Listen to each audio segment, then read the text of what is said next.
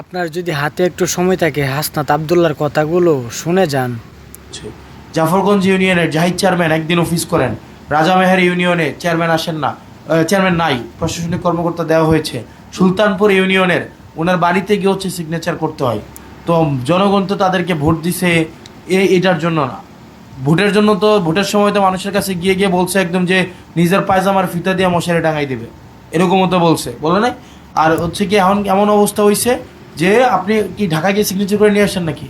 না, উনি আসে সিগনেচার করে, উনি আসেন তো 7 দিনের মধ্যে একদিন অফিস করে। তো কিন্তু আপনার নাগরিক সেবাটা কিন্তু পুরাটা ইউনিয়ন কেন্দ্রিক, নাগরিক সেবাটা পুরাটা ইউনিয়ন কেন্দ্রিক। সেজন্য সংশ্লিষ্ট চেয়ারম্যান মহোদয় আপনাদের কাছে অনুরোধ করবো, আপনাদের জন্য অনেক কাজ আটকায় থাকে, অনেক কাজ আটকায় থাকে। তো আমরা যদি সবাই সবার টাস্ক যদি যথাযথভাবে না করি, তাইলে কিন্তু দেখেন মানুষের জনবিড়ম্বনা তৈরি হবে। আর জনবিড়ম্বনা তৈরির থেকে কিন্তু ক্ষোভ তৈরি হবে আপনাদের উপরে, এবং ক্ষোভ থেকেই যত অভিযোগ তৈরি হয়। এবং